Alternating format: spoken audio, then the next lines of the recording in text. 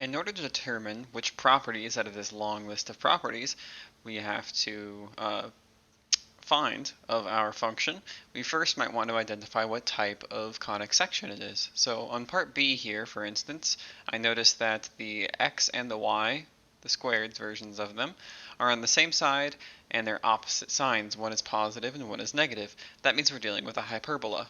Hyperbolas have centers, vertices, foci, asymptotes, and transverse and conjugate axes. All right. Now, first, we might actually want to write it in standard form, and in fact, that's what the question asks. So let's try and write this in standard form. Luckily, all of our terms are on one side already. All we have to do is factor and move get the other side to be 1. So we have 4 times, and then we can factor out all the y terms here. That means y squared plus, and 4 divided by 8 divided by 4, excuse me, is 2y.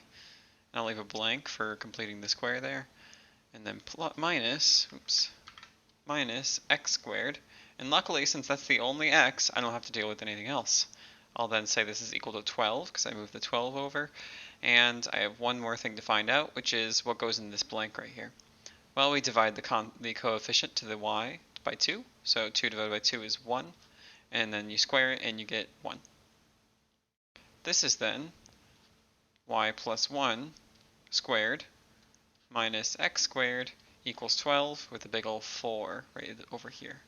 Now we need 1 on one side. Additionally, since I added this 1 here times 4, I'm also adding 4 over here. That means this is 16. Since I need this to be 1, I'll divide it by 16. Since I divide one side by 16, I also divide the other side. And I get y plus 1 squared over 4, 16 divided by 4, minus x squared over 16 equals 1. Now this is in standard form. We can identify a few properties. One is that hk, the center, is found at 0, since x isn't being subtracted by anything, comma, -1, the opposite of the value being subtracted to y.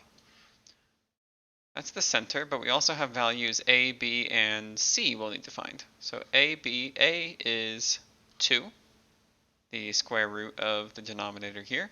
B is the square root of 16, so 4. And c squared is equal to a squared plus b squared. So for us, it is 4 plus 16, which is 20. So b is equal to the square root of 20. Excuse me, c. Alright, we know a bunch of properties of it. I also want to know where the asymptotes are at. It's one thing that it'd be helpful to compute beforehand. The asymptotes are y minus k equals, and since we are facing up and down, it's going to be, since the y is the positive version, our hyperbola will look something like this. Then we have plus or minus a over b times x minus c, or excuse me, h. This is then y equals plus or minus a over b. A is 2, b is 4, so we have 2 over 4. And then x minus h, h is 0, so we have times x, and then I'll add the k over and plus a -1, so plus -1. And just to simplify a little bit, we have plus or minus 1/2 x minus 1. Alright, now it's pretty easy to graph asymptotes, so we can do those first. And I'll go by ones here. We need to go down to 4 in some direction, at least. Let's move our graph a little bit down further so I have some room. Right. Just giving myself some room on this graph here. Now, note that the y-intercept of the asymptotes are both at -1, so we have 0, -1 as the y-intercept, and since they have positive and -1/2 as their asymptotes, we can put points up 1 over 2, up 1 over 2, and draw a line to find those. Something like that. I mentioned that the hyperbola will go up and down, so we have figures looking something like big parabolas here and here. Now, I might want to plot the vertices before I get to that. Now, we actually know the semi-major axis right here, the what we call the transverse axis. The transverse axis is 2 away, so we go all the way over to here. And that's a vertex, and that's a vertex, up and down 2 from my my points. So I can then make my hyperbola there, and a hyperbola here. Next thing I can graph is the transverse, or the conjugate axis, excuse me.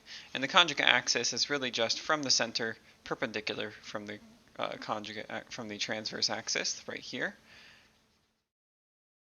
Conjugate axis, and that is a distance of b. Since b is 4, this goes out 4 in both directions. 1, 2, 3, 4.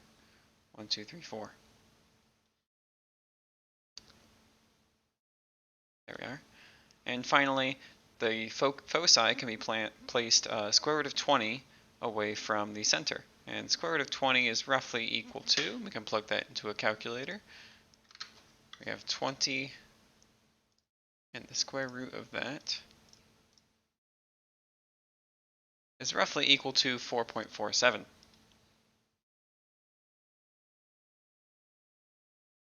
Knowing this, we can go 1, 2, 3, and then 4, and then a little bit more. There would be a focus. And the same thing downwards. 1, 2, 3, a little bit more. 1, 2, 3, 4, and a little bit more. And that would also be a focus. This then would be the graph of our hyperbola with some extra features that we needed to include for the problem right here.